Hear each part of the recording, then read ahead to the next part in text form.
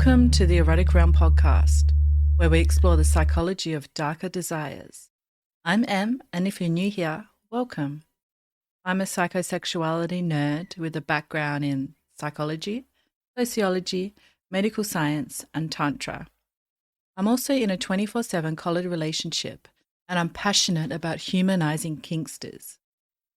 Join me here for in-depth one-on-one conversations as we explore the fascinating world of eroticism, one erotic realm at a time.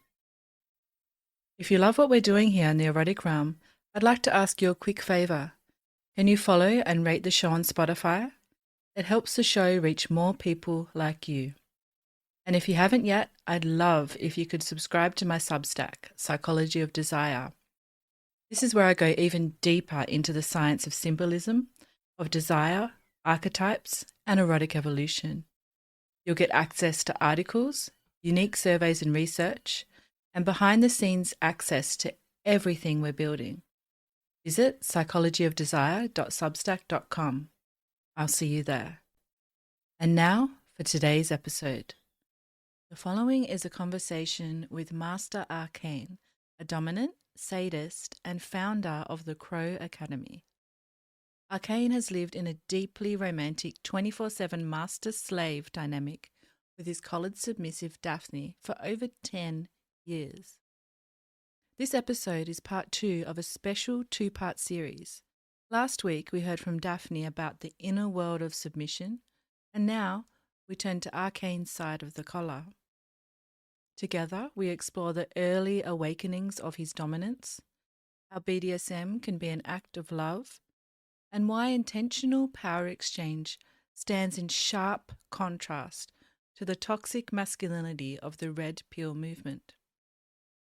This episode invites you to ask the question, can dominance be romantic? Enjoy.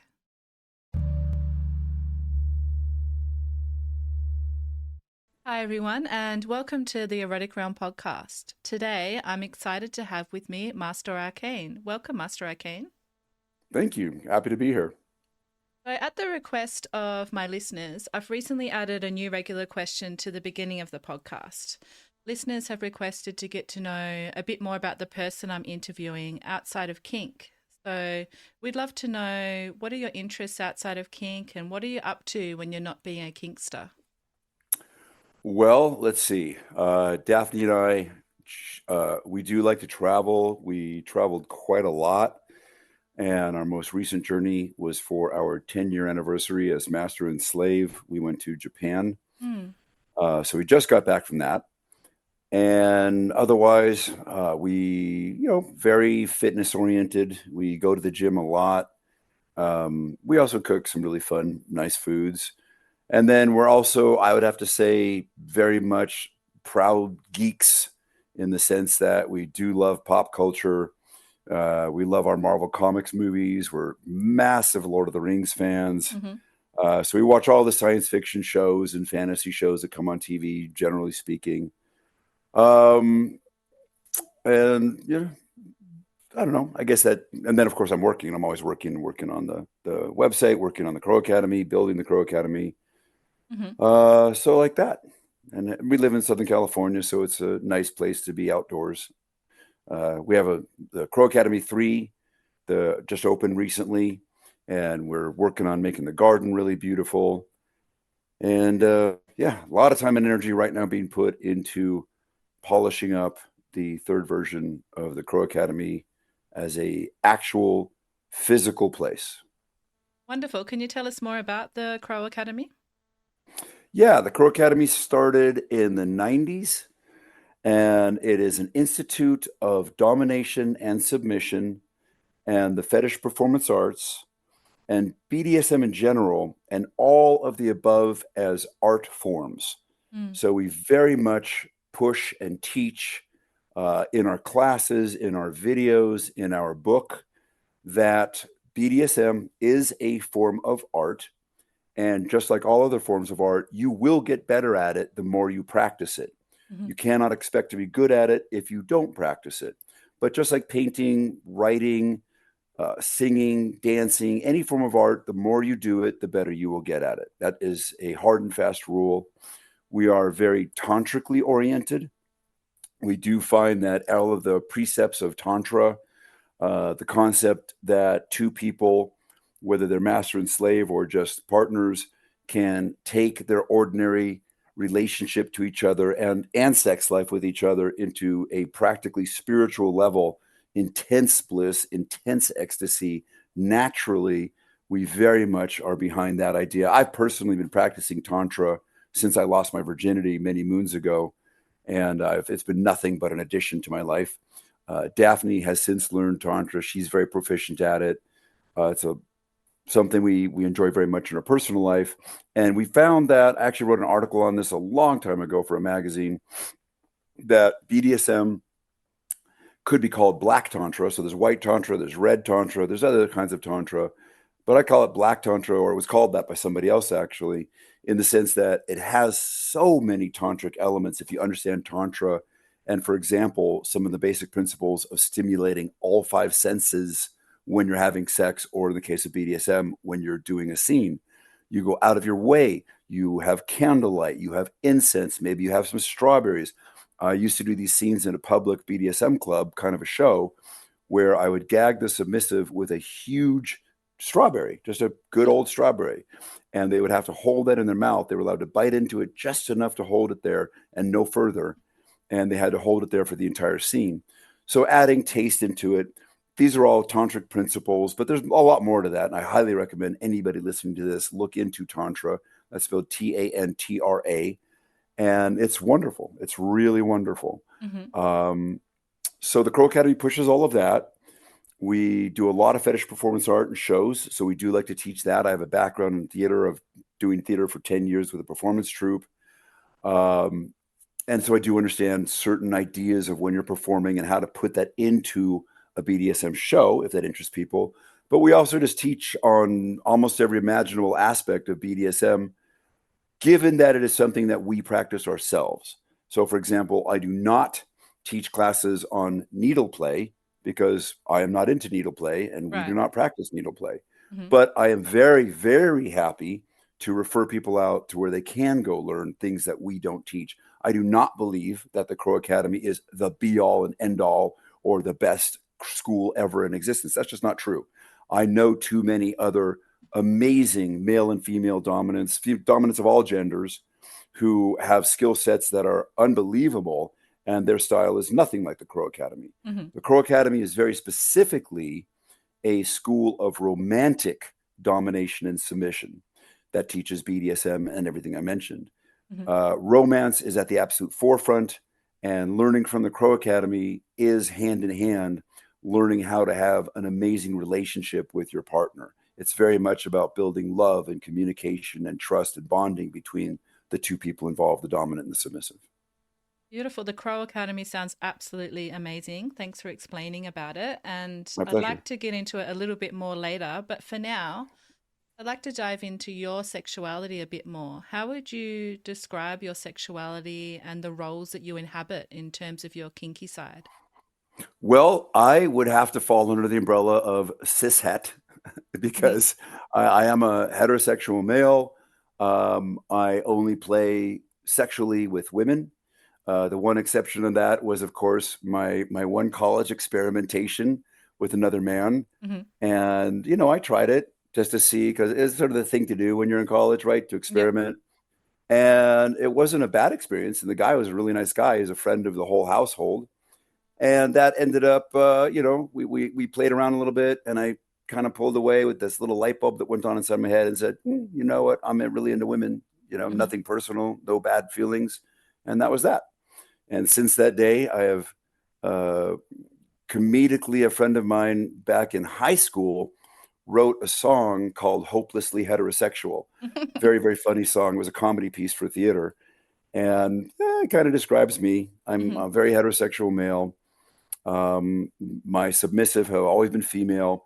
I keep saying sexually, and the reason for that is when it comes to S&M, my sadism is very pansexual. Right. So I've had a lot of fun at dungeon parties and whatnot, where there will be a heavy-duty male bottom up on the St. Andrew's Cross or something like that. And I have no problem pulling out the toys and the heavy toys and helping cater to their masochism. And I've had some great times with that. I provided some great times with that. That kind of sums it up, really.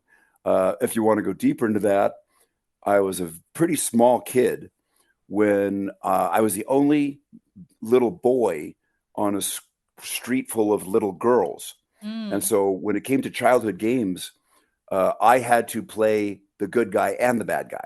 Right. So if we were playing cowboys and Indians and I was the cowboy, and then I would have to be the villain who kidnapped the Indian princess. And then I could be played in someone's garage, right? I'd have to leave the garage.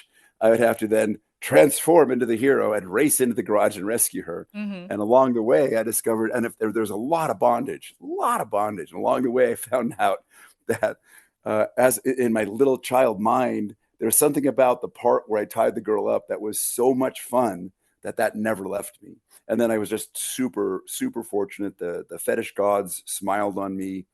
And my very, very first real girlfriend came out to me on prom night, no less, that she wanted to be tied up while we made love. And I was just the happiest, luckiest guy in the world in that moment. And it's just been that way my whole life. So how did you go from that first experience with your girlfriend to finding the kink community? Was it a natural progression? Not really. The progression was very distinct moments.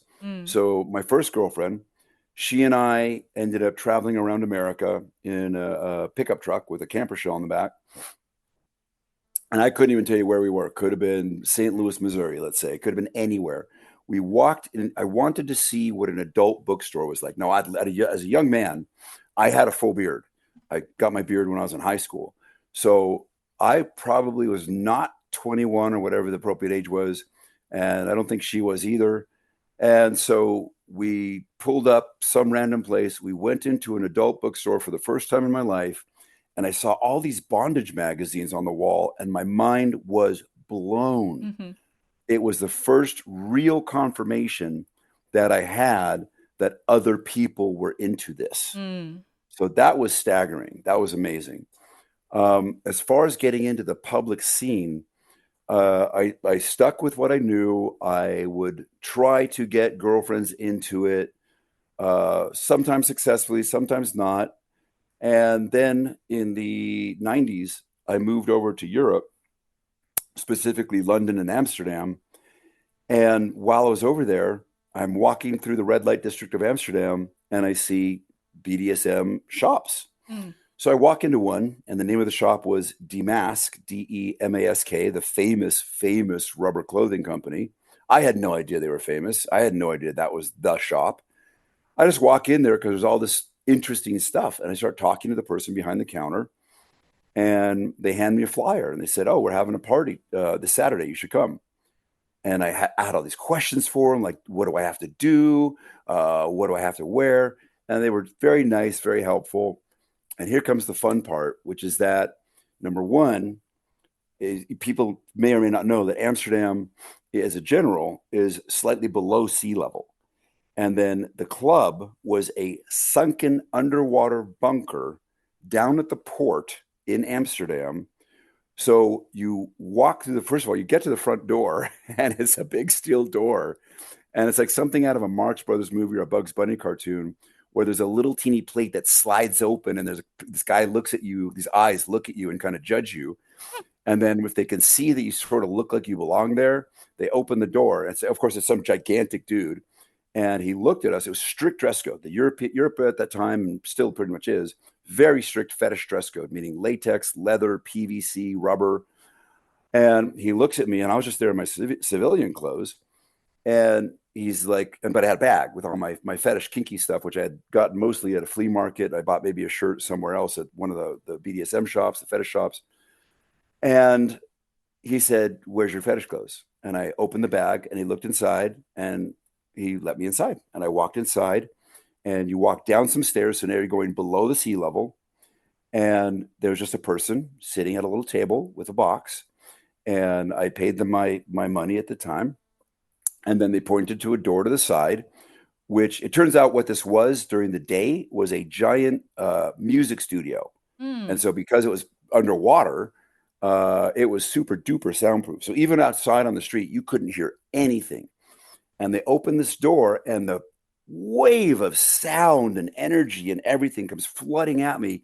And I step through this door into a fully active fetish club. And the first word, I kid you not, the first word that popped into my mind was the word home. Mm. Mm-hmm. Yeah. And that was it. The rest is history. And then, I mean, and the people I knew over there, oh my God, amazing. Some of the best dominants and submissives I've ever met in my life to this day. And they were my friends. We all were friends. I worked at a fetish-oriented coffee shop in Amsterdam, and everybody came through there, and I would pick everybody's brains, and I was just soaking it up like a sponge. Mm-hmm. What an incredible first experience. That sounds amazing. Now, you mentioned that you played kink-like games when you were very young. Is your Correct. opinion that we are born kinky? Do you see being kinky as a kind of sexual orientation? Um, that's a good question. I'd have to answer that from a couple different angles. Mm-hmm. So, are we born kinky? No, not necessarily. However, also, I think it was back around 2000, I was involved online in a forum, a private forum, probably about 300 members. And our entire goal was to discuss where, specifically, we're talking about bondage, where did this impulse come from? Mm. And we spent 3 months meeting nightly for 1 to 3 hours at a time. Very smart people. We had PhDs, we had physicists, we had musicians, we had blue collar workers. Everybody was there. Wow. And after 3 months of discussing where did the impulse come from, we could not figure it out. Mm. There was no concrete answer that we could trace reliably. The best explanation we came up with was that I'm very into psychobiology. Mm-hmm. So there are some psychobiology possibilities of why bondage looks sexy, Mm. why bondage is such a turn on for people who are into it. But then you got to kind of jump ship and go over to people who are strictly into traditional S&M, flogging, spanking, paddling, etc.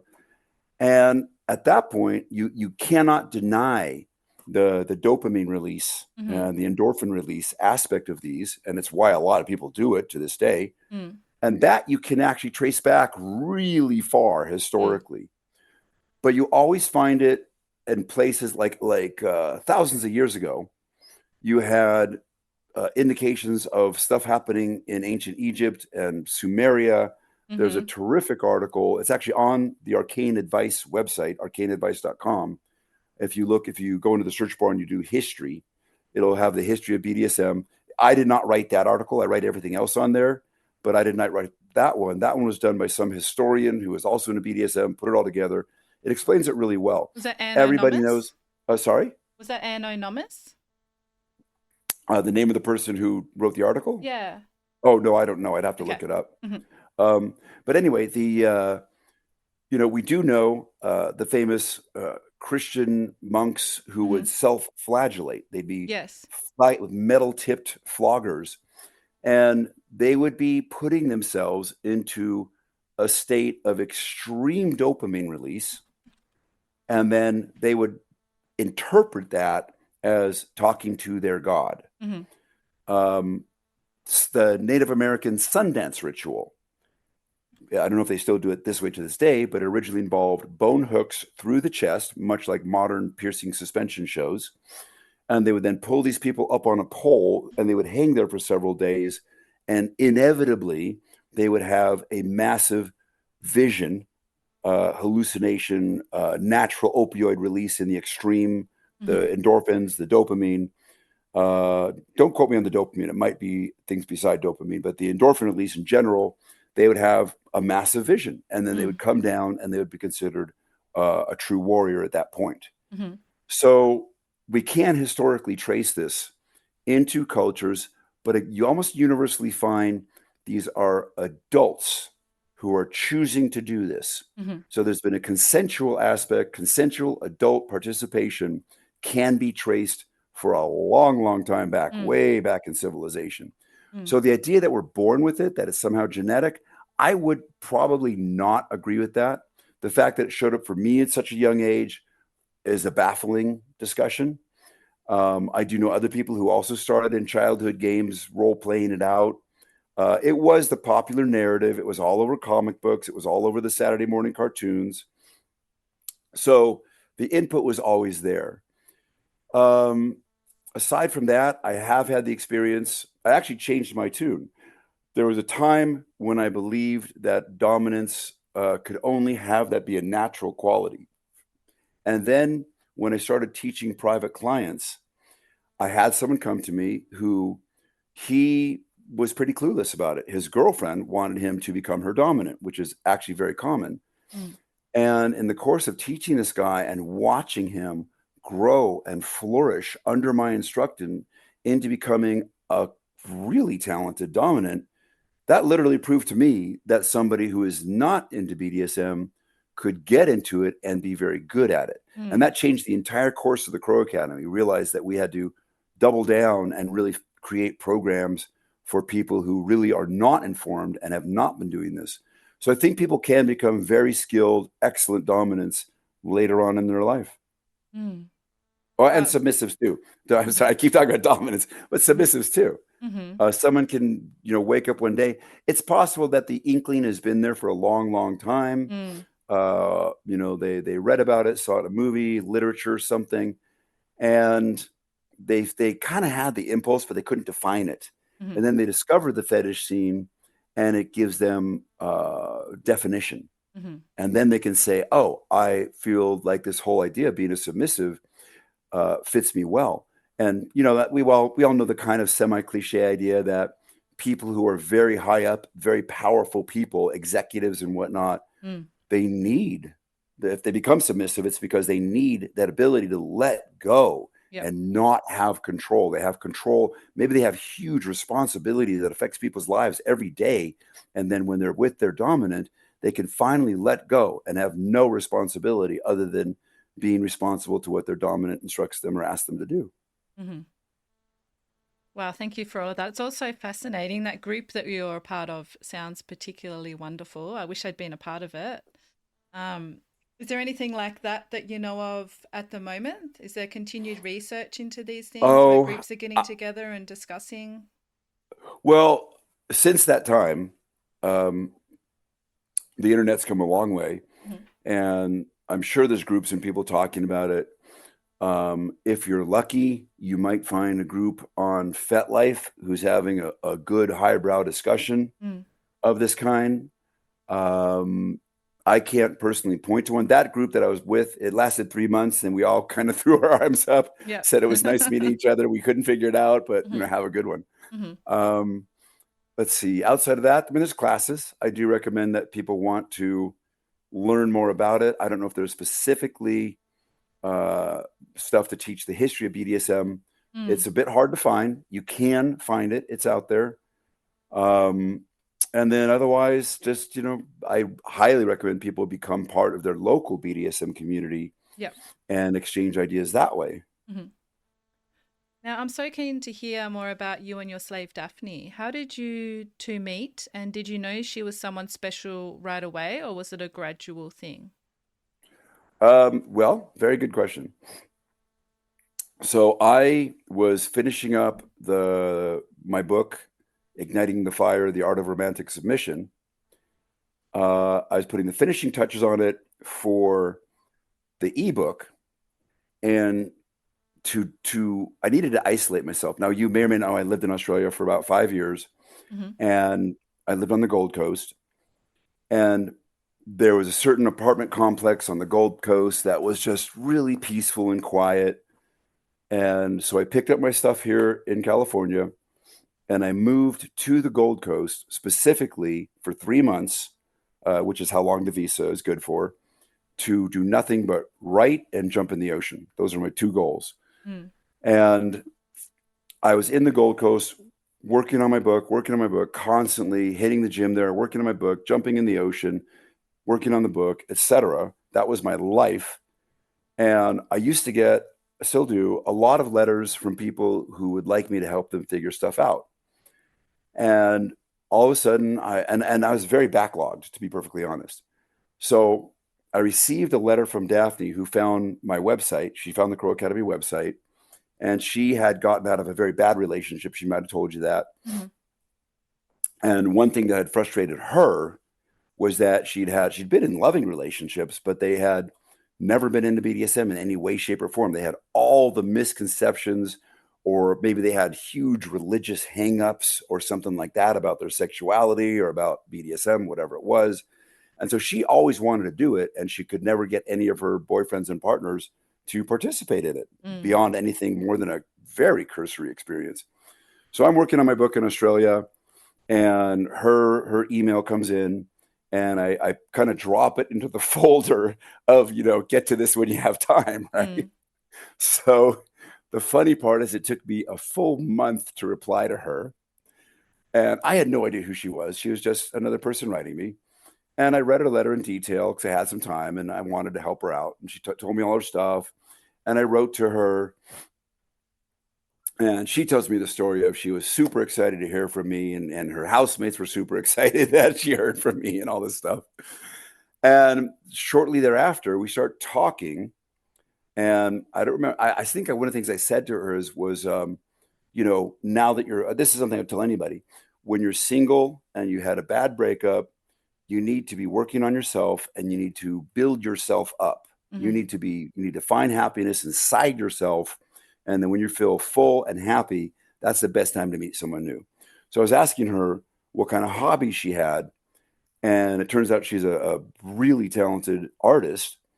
And she said, would you like to see some of my portfolio stuff? And I'm like, yeah, sure. Why not? And I thought maybe I could find something in there and help guide her with, some of the ideas and how her imagination worked. And I open it and she has drawings of characters from, I kid you not, and I mentioned that we're geeks, Mm-hmm. characters from my all-time favorite video game. And I mentioned this to her. I'm like, oh, that's so cool. And she says, that's your all-time favorite video game? That's my all-time favorite video game. So then we started talking and talking. And then I told her one day, I said, okay, listen, it's lunchtime.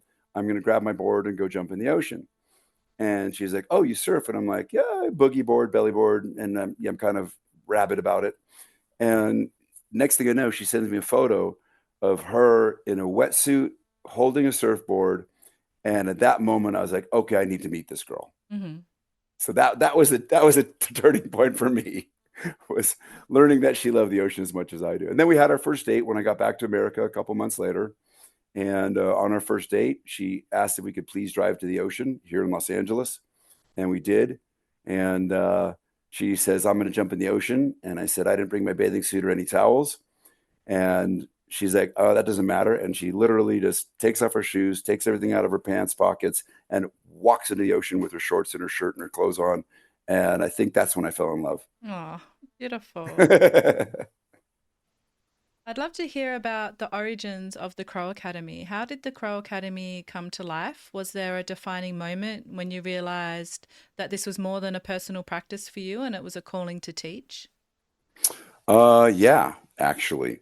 So we have to go back to, again, my very first girlfriend and I had a lot of bondage games all the time. She was very, very into it. I was very, very into it. We played all the time. We had a very nice, loving 2.5 year relationship, and then we parted on very good terms. She wanted to move to a different city, and I didn't want to move. So moving forward from there, like I said, I would try to get some vanilla girlfriends into it, sometimes successfully, sometimes not. And eventually I got kind of tired of trying to convert people who were not into it. And I decided at that point, there's an adage that I learned later in life, which is that if you're looking for a similar species, go to the watering hole where that species goes. Mm-hmm. If you're an elk, you go to the watering hole where the elk goes. If you're a lion, you go to the watering hole where the other lions go. Not necessarily meaning a bar, but just literally meaning a place where they go. So with that in mind, that kind of an attitude before I even knew that expression, I simply one day when I was living in Northern California, I literally just threw up my arms and I said, that's it. I'm done dating vanilla. I will not date any more vanilla girls. If they are not into kink in one way or another, then I'm not going to bother. And I'll be honest, that was one of the best decisions I ever made in my life. Mm. Because that forced me to try to go find BDSM clubs and fetish forums online and my happiness in the scene just grew exponentially. Now, it was still mostly bondage and role play games. And then when I moved to Europe, that's when I really started to learn about S&M, proper S&M with the masochism and sadism and skin sensation and the whole dance of S&M. And that was profound beyond belief. So then I was back in America and I was teaching, I was in San Francisco, living in San Francisco at the time, teaching female submissives on a pretty regular basis, the decorum and all the things I had learned in Europe, etc. And I realized one day I needed to write this down. Mm-hmm. So I did. And I had the Crow Academy slave manual, which was by the way, okay, so a little bit of explanation of where the Crow Academy came from. The name is a mildly interesting story. Yes, please. I have something of a Native American background, and when you study Native American tradition, it's really, really common to, when you hear about the idea of a totem animal, to start to want a totem animal and typically everybody wants a jaguar or a hawk or an eagle or something, or a wolf. Everybody's like, oh, that's going to be my totem animal. Well, technically speaking, you don't pick the totem animal picks you. Mm-hmm. And I was out hiking with my little sister, very, very enlightened human being. And we're out hiking in the woods and we stop for lunch. And she looks up and she goes, there's crows circling over us. And I'm like, uh-huh. I just got kind of deadpanned. And she's like, there's always crows wherever you go. And I said, uh-huh. I'm still trying to downplay it.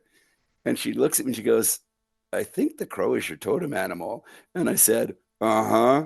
Because it wasn't a wolf or a jaguar, Yeah. And so this prompted me to start looking into the Native American meaning of the crow, symbolically speaking. And that actually ended up dovetailing. My minor in college was comparative mythology and religion. And I started looking into the meaning of the crow of all these other non-Christian definitions, Judeo-Christian definitions, non-monotheistic definitions. And I found, believe it or not, the crow in several traditions is considered the bringer of law and discipline. And everything clicked in that moment. I was like, that's the name of my school, the Crow Academy. And so that's where the name came from. Then I wrote this 7-page handout that I would give to new submissives. And that became a 15-page handout over time. And the idea was that it was a bit of I'm not going to say a mill, but I was with another slave by the name of Jasmine. And we were together for a long time. And while she and I were together, we were in a very polyamorous relationship, and people would come through pretty often. And instead of me teaching them from the ground up, I could say easily, here's this manual. Please read it and familiarize. We're going to cover everything in there in person. And then I started dating another woman, and she turned to me and she said, you need to write a book. You just have too much stuff inside your head, and you should write a book because you're good at it, and you should be teaching other people how to do this. And that was where the book came from, the Crow Academy, Igniting the Fire, The Art of Romantic Submission. So that 15-page manual turned into a 372-page book. And then one of the women I was training, she was not part of our polyamorous relationship. She was just somebody who wanted to train in submission. She'd heard about me. She asked to train with me, but she made it very clear that it absolutely would not be sexual. And I was like, yeah, sure. Because at the time I was learning with other people, and someone had said to me, never turn down the opportunity to train a new submissive, which nowadays I would argue with that. But at the time I took it as advice because the person seemed more experienced than me. And so I took on this other woman just to get the experience of training a submissive. And she turned to me and she said, listen, I know that you're used to having play with your people you train, but that's not part of our arrangement, which was fine with me, by the way. I met her boyfriend. He was a super nice guy. He did not have a dominant bone in his body, which is why she wanted to train with me. And she said, can I pay you back the time and energy you're putting into me by building you a website? And so she was a web designer. So she built the initial Crow Academy website. It was very remedial looking, and it just grew and grew and grew and grew. It's always had a life of its own. And this all happened at the first Crow Academy building, which was in Northern California. And it was actually, no, sorry, that was the second one. The first one was also in Northern California, but the one I'm talking about was the second one. Now, you talk about living a romantic BDSM lifestyle. A lot of people outside the lifestyle might be surprised to hear that BDSM can be romantic. What does romance mean to you within a DS dynamic? That is an outstanding question. So let's discuss romance first. Romance, as I call it, is, quote, the beautiful illusion, unquote. Romance is a created experience. Romance does not fall from the sky with zero effort on anybody's part. Romance happens because people like romance, the same way people like certain kinds of music. Romance happens because people both put energy into it. One person can be more romantic. There could be one person who always gives flowers for birthdays, and the other person who says, oh, hey, where do you want to go for dinner on your birthday? And not super romantic. So romance, it's not necessarily reality. If you strip away emotion from a moment in life, you probably are not necessarily going to find romance there. Romance is more like the accent, the spices, the peppering, and the very small things a person can do that in general show the other person that they really appreciate them, that they love them, they appreciate them, they enjoy their time with that person. There's all the classic ways to do it. There's the flowers and the taking someone out to dinner and getting dressed up and going to the ballet and all these things that you can do. But really, romance, for the best romance, both people participate. If there's guys listening to this and you think romance is a female thing, you are wrong. Romance can very much be something that the guy perpetuates. In fact, traditionally, we do have a lot of male roles being the ones that perpetuate romance. But the idea that it also comes down to the small moments throughout the day. As you're walking past your partner, just walking through the house, you both kind of reach out and let your hands brush each other. Tiny, tiny little things like that reinforce a total atmosphere of romance.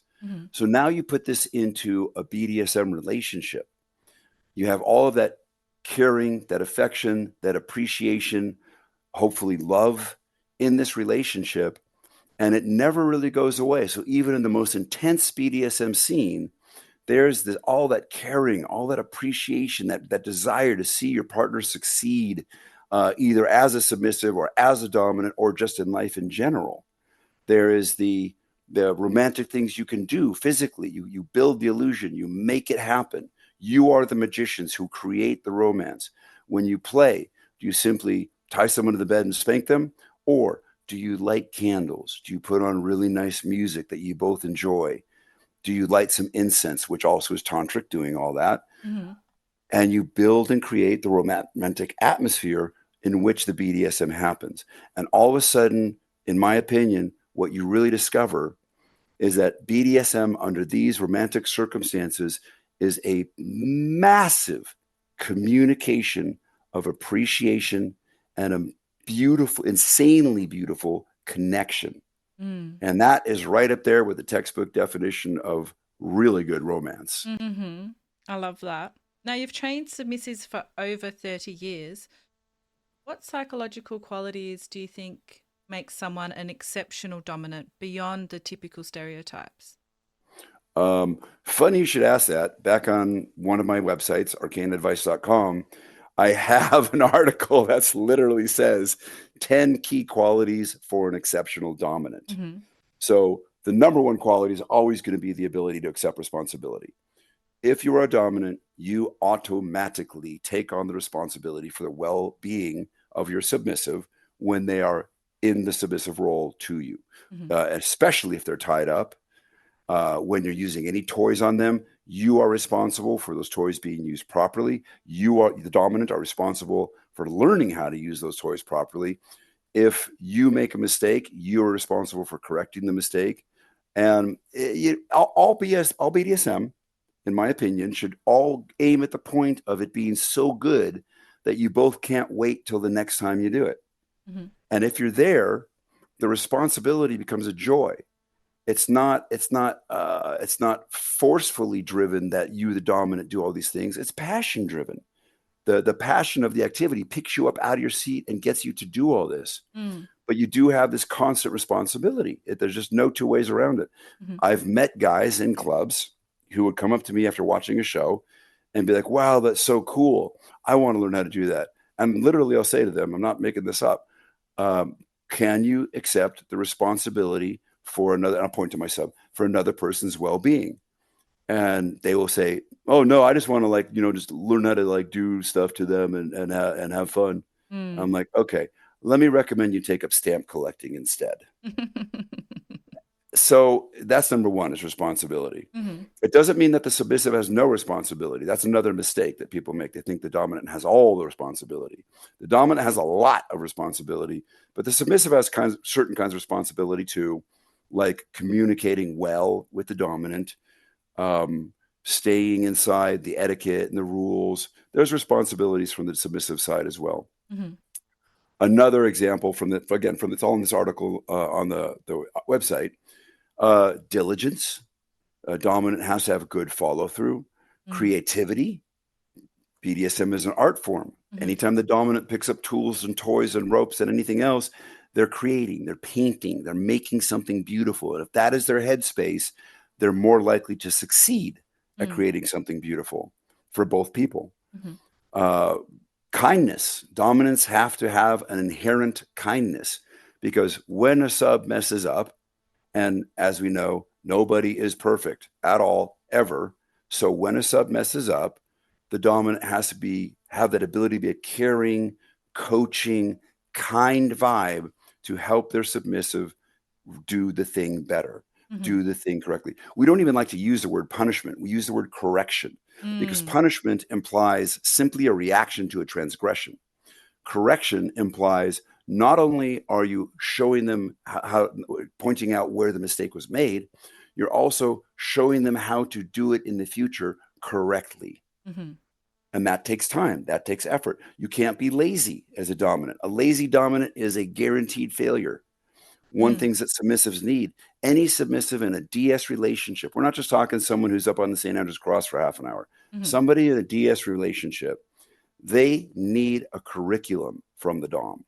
They need to know what are their responsibilities. I can't even tell you how many stories I've heard of submissives whose complaint is that their dominant was really all fire and brimstone in the beginning, and now they just sit on the couch and expect the submissive to just be submissive magically with no guidance, and that does not work. Mm-hmm. So I mean, that's kind of one thing that I can say, is that I've seen a lot of successes, and I've seen a lot of where the mistakes get made that result in the degradation of the DS relationship. Mm-hmm. So if a dominant really wants to succeed, first of all, if you're a dominant and you're listening to this, gender does not matter. Dominance does not belong to any gender. Anybody who tells you that one gender is naturally more dominant than another is an idiot. Dominant can be practiced by any gender. Domination and submission can be any gender combination. There may be, I'm going to say, of everything I've ever written about in my life, less than 1% might be gender specific just due to physical genitalia. And that's it. Mm-hmm. All the principles, domination and submission is a psychological experience. BDSM, using the toys, is the physical experience, or S&M. So with that in mind, especially men, understand that you need to really be the coach. You need to be the caretaker.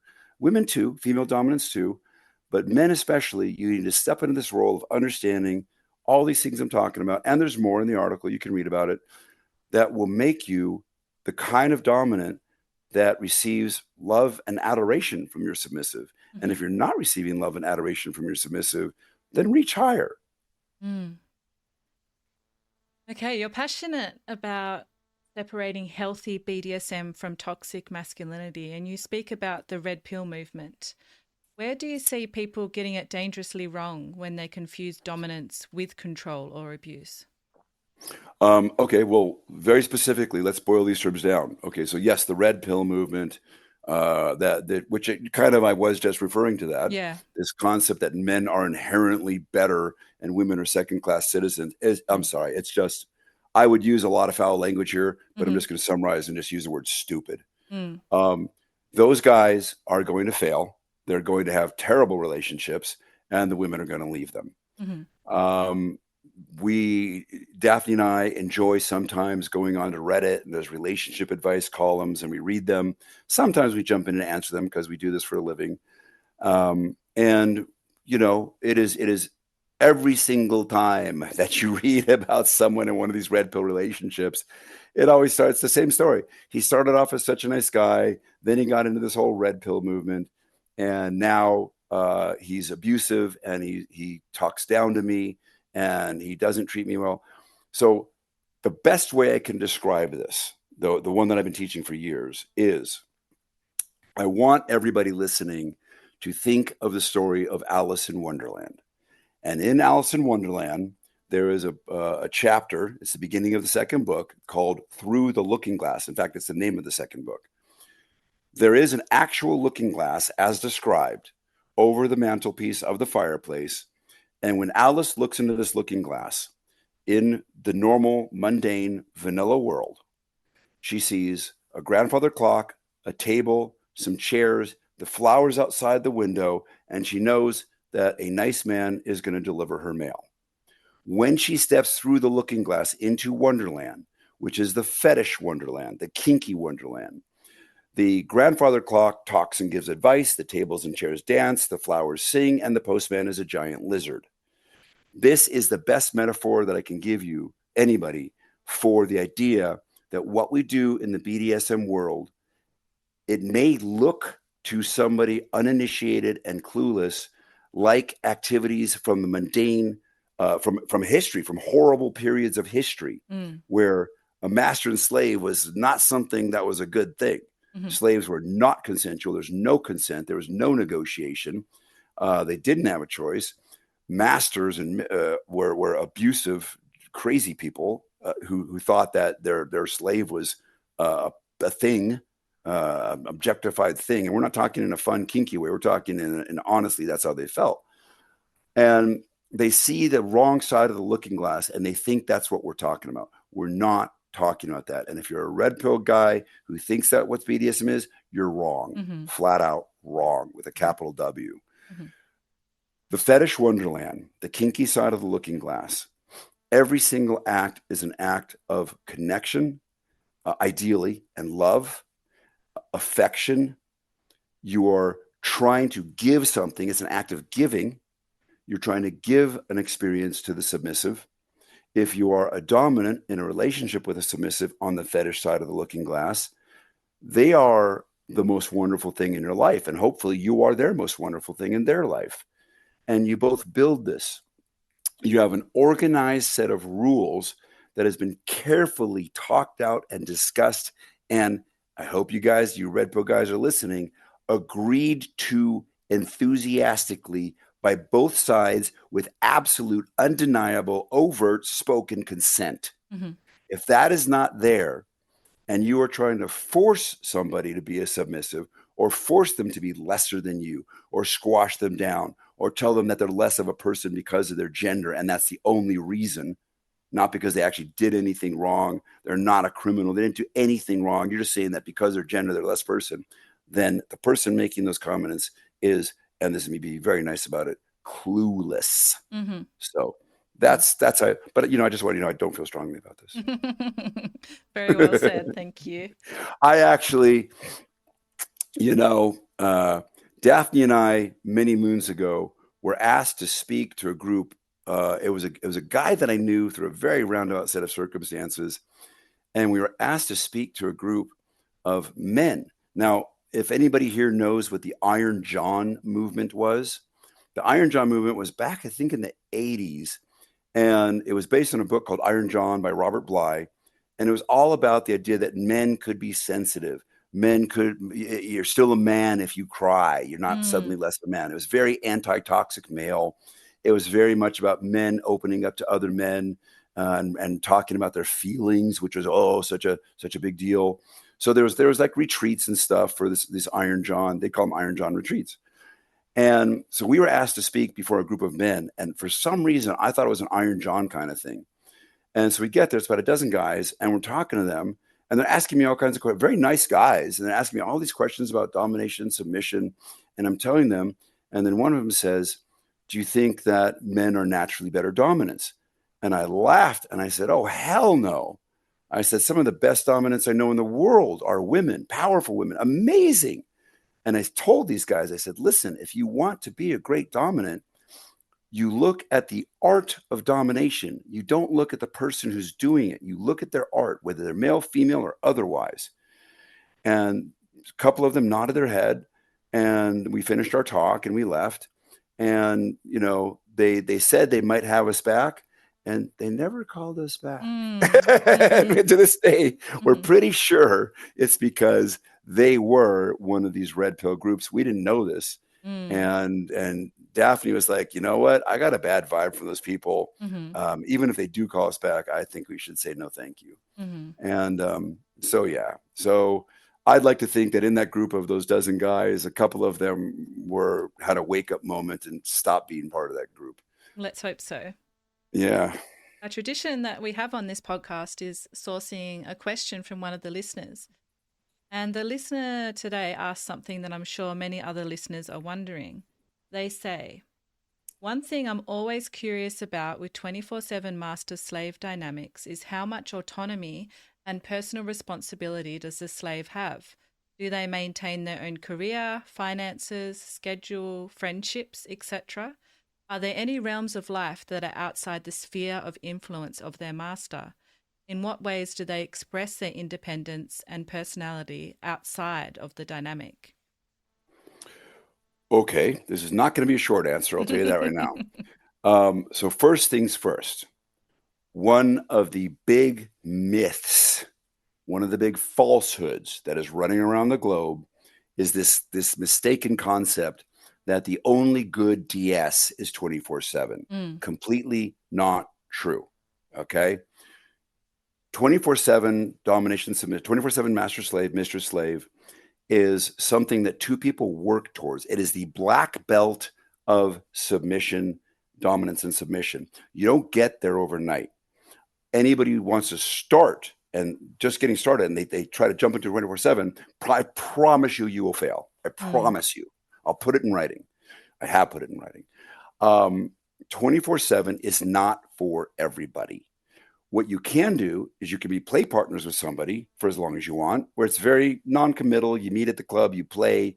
Maybe you have a date here or there, but it's very non-committal. You can go on to becoming someone's dominant and they're submissive in many forms. It can be exclusive. It can be poly. It can be all kinds of things. But still, you're just dominant and submissive. You haven't taken that leap into master and slave 24/7. Once you both feel, first of all, both people have to be into it. If one person's into it and the other one's not, it will fail. Promise you. Once you know both people are really into doing the 24/7, the next thing you do, which you've already been doing, hopefully, is you'll sit down and you'll have a seriously thorough negotiation. You have to talk about all the things you just mentioned. You have to talk about career needs. You have to talk about other members of the family that may come around or be involved. You need to, and time that they may require. You need to talk about, what are your own needs as a submissive? Do you need creative time? Do you need video game time? Do you need TV watching time? And everything gets discussed. The great rule of BDSM in the biggest umbrella possible is open mouth, move jaw up and down, push air up through your lungs, past your vocal cords, make sounds, talk extensively. Vanilla people have a bad habit, not everybody, of course, of sweeping things under the carpet. When you step into the world of DS and BDSM, those days are gone. Those are now your shoes that you have outgrown and they don't fit anymore. You cannot do that anymore. You must talk. You must communicate. if you're going to be successful at this. So you have this negotiation, you talk about everything. Every single thing that you listed in that question is something that you would discuss. Now, I have known submissives who absolutely want to be at the beck and call of their dominant every waking second. That fulfills them, that makes them happy. Believe it or not, they have to find a dominant who wants that very overarching, constant responsibility to be attentive. I consider that personally micromanaging. Personally, I, Master Arcane, want my submissive to have fun things they do in their life and fun things they do in their free time. I may insist on healthy practices, hitting the gym or engaging in exercise, eating healthy foods, keeping the junk food down to a minimum. These may be some of my rules that I impose, but I also will be the one to acknowledge, hey, you know what? It is unfortunately used extensively in the movie The Shining. Mm. All work and no play makes Jack a dull boy. Mm-hmm. Weird time to quote that, I admit. But anyway, the point is still there that you do have to have time for relaxation. On the Crow Academy website, when I was describing the second Crow Academy, I even said we encourage that. We encourage downtime. Mm. It doesn't mean that in a 24/7 you don't step out of role. There's 6 levels of being in role. This is all detailed in the book, Igniting the Fire, The Art of Romantic Submission. The 6 levels of being in role go from the most intense, deep training time where nothing else is involved. It is very focused, and the etiquette from the submissive to the master should be impeccable. And then it kind of goes down levels, like how should a slave behave at a party? How should a slave behave when it's a lighter condition, but you're at a DS event like the Folsom Street Fair in San Francisco, where it's kind of lighthearted? How can a slave behave around the house when they're just doing their thing? You're getting ready for dinner, you're going to watch a TV show. I strongly recommend that masters and slaves, mistresses and slaves go to the movies together, eat popcorn, and tell stupid jokes. It's important to have this sort of stuff. Underneath every single element of being a dominant, being a submissive, being a master, being a mistress, being a slave, being a switch, underneath all of that, we are all normal human beings. Mm-hmm. We might be really cool at what we do. We might be very talented at what we do, but there's the human level that is undeniable. And if you try to create a completely two-dimensional 24/7 relationship that you read about in a book, and you try to deny the basic human level, basic human needs, the ability to be, the importance of being happy, etc., there are going to be failures, Mm-hmm. guaranteed. Mm-hmm. So this is very, very important. So, for example, my personal orientation towards it, number one, the health of my slave is very important. But I also have learned over years that lead by example. So I will sign myself and my slave up for the gym. We will rent bicycles together. Today, Daphne went on to this really intense exercise class that I tried and I just didn't enjoy it. So I didn't go with her today. But overall, we work out together. She might do different things in the gym because she has different goals. When we go shopping in the grocery store, we kind of help each other out to buy healthy, make healthy choices. I have personally taken on myself to teach Daphne all about classical music because I love classical music. So we have games, we'll be in the car, I'll put on the classical music station. Somebody will come on and I'll say, who is this? And see if she can name the composer. We talk extensively. One thing that Daphne and I very much that, two peas in a pod is that we have so many things we like and are excited about that we always have something to talk about. We were in the car driving through New Zealand for 5 months, and I don't think we had a single day that wasn't full of conversation in the car. So all of these things are super important. And if you're going to be a 24/7 master and slave, you have to discuss all of this, everything. You have to, and if new stuff comes up, that's okay. And it will probably happen. There'll be something you didn't cover because you're not perfect and you didn't think of every molecule in the world. Then you talk about it. If someone has a hard limit about it, you need to mention that and bring it up. If it's flexible, you need to figure out where those boundaries are. I actually do have another part in my book that talks about the importance of a submissive feeling affectionately free. You wouldn't want to trap your submissive, who's your partner perhaps in life, in a 24/7. You wouldn't want to trap them into feeling like they could only give you a kiss or squeeze your hand affectionately with your permission. That's Mm. creating a barricade against affection, against connection. You don't want to do that. You want to leave the affection and connection channels open. It's okay as a dominant, as the master, as the mistress to say, hey, I really appreciate how affectionate you are, but when I'm on a phone call with an important client, that's not the best time to try to tackle me on the couch. You know, Mm-hmm. you can make these little rules as they come up, Mm-hmm. but the important thing is you got to, as 24/7 master and slave, mistress and slave, you're still seeking happiness together. Mm-hmm. And I've also said that your day-to-day compatibility is important. If one person absolutely loves science fiction movies and the other person absolutely hates science fiction movies, it's not necessarily a deal breaker. But if one person, is a hardcore vegan and talks down to non-vegans, and the other person is, a former cattle rancher's daughter, Mm-hmm. as Daphne actually was. I was not a vegan, however. You're gonna have to reconcile that. I Mm-hmm. actually did have a slave who was not a vegan. Way back many moons ago, I was a vegan, and so we had to sort of figure out how the diet would go at home. But these are all things you figure out along the way. Mm-hmm. And it is okay for the dominant, for the master or the mistress, to make rules on the fly like this, but they need to be down to earth. They need to be grounded in reality. They need to take into account real life events and real life changes. And just keep it grounded, keep it Mm-hmm. based in real life. And remember, the goal is still, even as the most hardcore master slave, I consider Daphne and I to be pretty high up there in terms of how intense we get. But it is still extremely, very much a very, very loving relationship aimed at our mutual happiness. Beautiful. Now, you've taught a lot of people about BDSM. What's one question that you wish you received more? May I take you out for sushi? Fair enough. It's a bit of a joke with me that I must have been spliced with dolphins when I was, still in the Ah. womb, because I will do a backflip over raw fish. Mm-hmm. Um, One question that people ask me more, I mean, I get asked so many questions. Is there Mm. one that stands out that I wish people asked? Probably it would be a kind of a generalized question that would show up in different forms, and it would amount to, how can I find the artistic level of BDSM? Mm-hmm.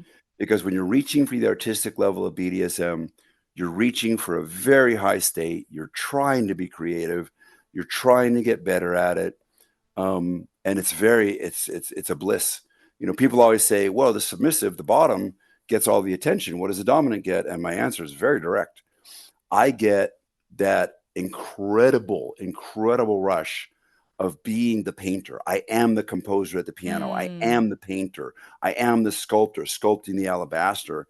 And it's like, I call it the dominant trance. I go into this trance state, Mm-hmm. and the rest of the world vanishes. I could be, unless I'm teaching a class or specifically showing somebody something, I could be in a noisy club, and it's like myself and Daphne are in a bubble, Mm. and she's all that exists. She is the canvas, and it's not just my job, but my goal, my joy, is to create on that canvas.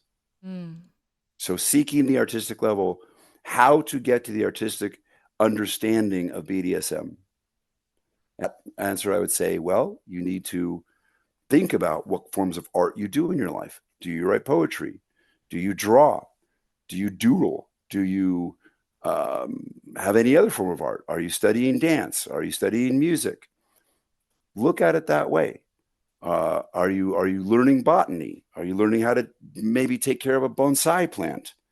Look at being a dominant that way, and understand that same care, that same careful, attentive, always trying to improve a little bit every day, that same attitude flows beautifully into BDSM. So, can you share with us a peak erotic experience, something that still stays with you, an experience that really satisfied your erotic realm? The scene that Daphne and I did last night. Okay. That's okay. So that's a great question, and here's why.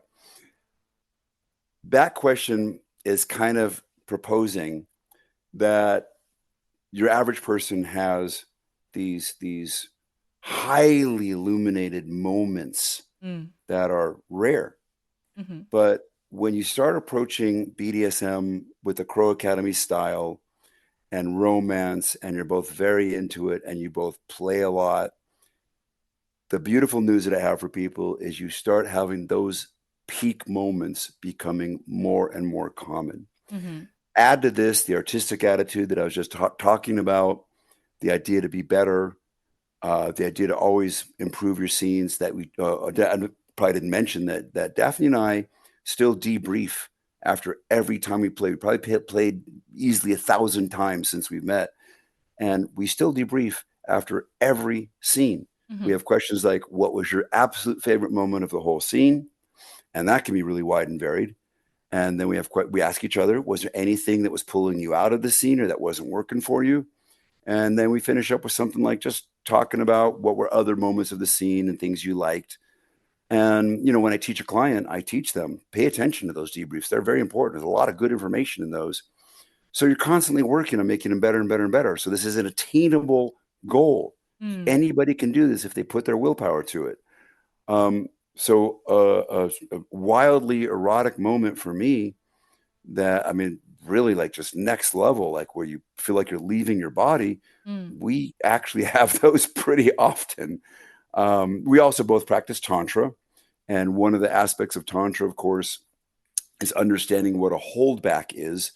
One of the Tantric principles is that uh, if ordinary sex is like traveling over the rainbow on the way to the pot of gold at the end of the rainbow where all the orgasm and ejaculation is, Tantra teaches you to just appreciate the heck out of the rainbow and lounge in the rainbow and stay in the rainbow and stop worrying about the pot of gold coming, orgasming, ejaculation at the end. And what you learn is through physiological control of your own body, specifically the pubiococcygeal muscle that is located on the underside of your body, that you actually can learn to have orgasms without ejaculation. You have alternate kind of orgasms. You can direct the energy of the orgasm where it goes in your body. There's a lot to it. I mean, it's wonderful. I cannot recommend it enough to learn Mm-hmm. Tantra. But the point is, you start being able to not only have the ecstasy of the experience, you then add the tantric ecstasy that you're creating in your own body. And yeah, it gets transcendent all the time. It happens so often in our lives that, you almost want to ask, are we going to be able to go even higher than that?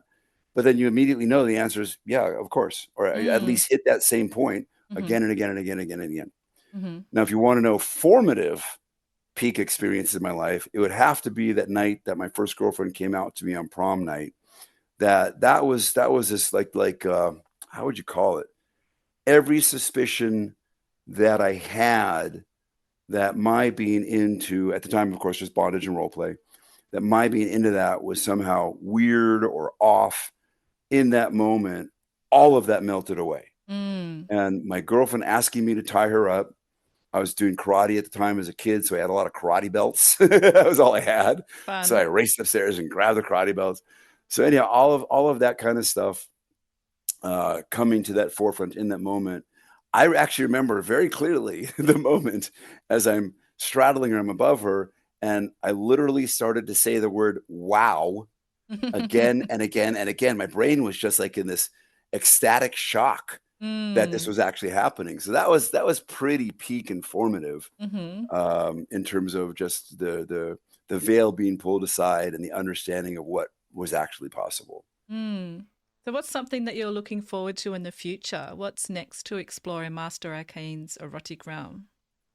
In my personal realm or with the Crow Academy? With the If Crow you do, Academy, really, either yeah, we got or, a bunch. Sorry. either or. Oh, okay. Well, with the Crow Academy, we are just releasing a whole bunch of new video programs and courses on the website. Mm-hmm. One very exciting piece of news, I really hope she runs with this, is Daphne has discussed wanting to do a series of instructional videos by a female submissive, specifically for female submissives. Mm. So that's very exciting. Mm-hmm. We're teaching all over the world. We're going to be at the Fetish Factory 30th anniversary party in Florida next week, teaching some classes. We still love doing that. Love teaching. Um, what else? The Crow Academy version 3 is here. It's a reality. It's a building. It exists. We're still working out the details on how to make this a place people can physically come to learn about BDSM. What else? I'm due for another book. Mm-hmm. I wrote when I wrote Igniting the Fire: The Art of Romantic Submission. It started off, as I told you, a 15-page handout for submissives. Yep. But then as the book formed, it became an A through Z how-to manual for successful romantic dominant submissive relationships. The thing is, it was written very, very, very palatably to the submissive, but it was also written for every single dominant in the audience. It was actually recommended that this book be read by couples at the same time, that they read it together. It's a non-linear reading, so you can pick out which parts you want to learn and juxtapose it and move it around. And of course, like I said, I encourage people to learn as many styles as they can. I was very fortunate. I started learning martial arts when I was 7 years old. And my second teacher was this laid back guy who turned to all of us one day. There used to be this rivalry between martial arts schools, like you see in that TV show and that movie, Karate Kid. Mm-hmm. And so that was a real thing. There really was that much rivalry. I got a cool teacher who turned to us and said, "Hey, you know what? If you really want to understand martial arts, you have to study a lot of different styles." And that was the most wise, pure wisdom this guy could put into the world to myself as a young kid learning martial arts. And I took that ball and I ran with it, and it made a huge, I can't even begin to tell you. So I have the same attitude towards BDSM and schools of BDSM. I have a lot to teach. And if you like my style, I invite people to copy it fully, 100%, one for one. But if you find another piece of information out there that suits you personally and the eclectic, dominant, or submissive style that you will become, then do it. Mix them. Come up with something new. I used to belong to a group of people where that was kind of what we did. We all brought our ideas together as dominants, and we'd share them, and we were expected to take each other's ideas and spin them and work them into our format and then come back to the group and talk about how our success was. It was like a lab environment practically. And I love that attitude. Mm-hmm. So we're still going to be doing all that. Like I said, the first book was done. I love the book. People love the book. But there's been a lot of call for a book written specifically for dominance that a submissive can read to understand the headspace of a dominant, but really to give dominance a lot of guidance. So I'd say one of my great overarching goals in life is to create more excellent dominance, because our number one, our clients, like if you want to do some statistics on them, of course I can't give any names, but if you want to do statistics across the board, the most common couple that comes to us, and this has been for years, is the woman who knows she wants to pursue submission. She knows it's going to bring her a sense of peace and bliss and love and ecstasy, but her man has too many inhibitions about it.